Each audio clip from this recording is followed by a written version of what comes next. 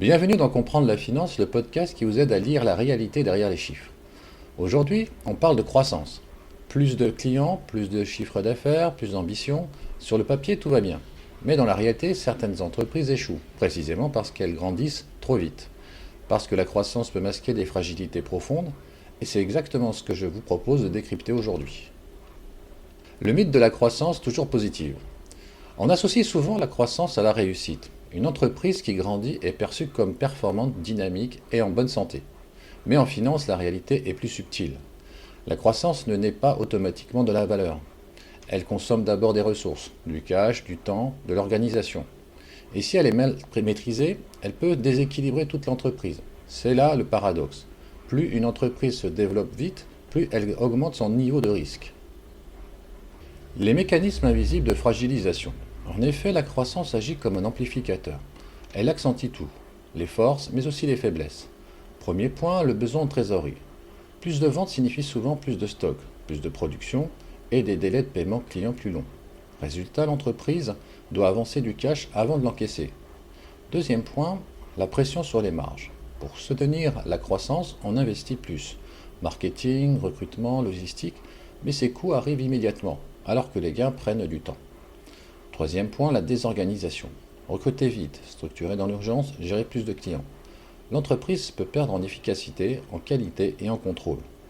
Enfin, la dépendance au financement. Quand la croissance repose sur des levées de fonds ou de la dette, le modèle devient fragile au moindre ralentissement. Les signaux faibles à surveiller. Le problème, c'est que ces fragilités ne sont pas visibles immédiatement.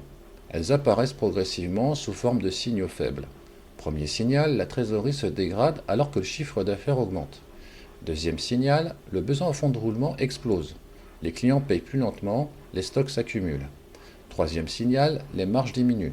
On vend plus, mais on gagne moins. Quatrième signal, les coûts fixes augmentent trop vite. Cinquième signal, les tensions internes. Turnover, désorganisation, perte de visibilité. Et enfin un signal clé, la dépendance au financement, à un client ou à une croissance qui doit absolument continuer. Quand une entreprise ne peut plus ralentir sans se mettre en danger, c'est souvent que la croissance est devenue un risque. Alors pourquoi ces signaux sont souvent ignorés? Ces signaux sont difficiles à voir parce que tout semble aller bien. Le chiffre d'affaires augmente, les équipes grandissent, les investisseurs sont confiants. La croissance crée une illusion de solidité. Mais en réalité, elle peut masquer un déséquilibre profond. Une rentabilité insuffisante, une trésorerie fragile, une structure trop lourde, et surtout, un modèle qui n'est viable qu'à condition de continuer à croître. Un cas très révélateur, c'est celui de WeWork. Pendant des années, l'entreprise est présentée comme une success story.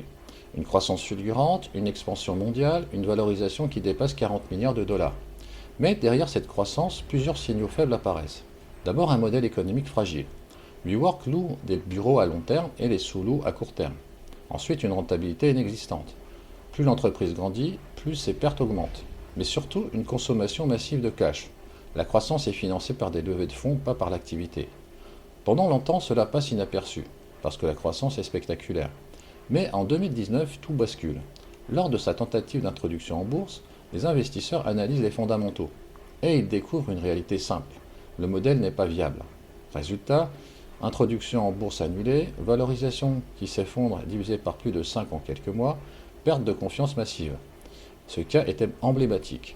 WeWork ne s'est pas effondré malgré sa croissance, elle s'est effondrée à cause d'elle, parce que la croissance amplifiait un modèle fragile sans jamais le corriger.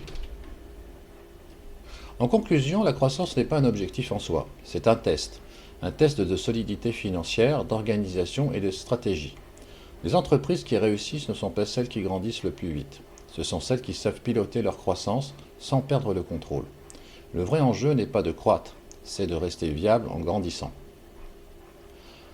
Merci d'avoir écouté cet épisode. Si ce n'est pas encore fait, abonnez-vous, partagez-le autour de vous et on se retrouve très bientôt pour un nouvel éclairage financier.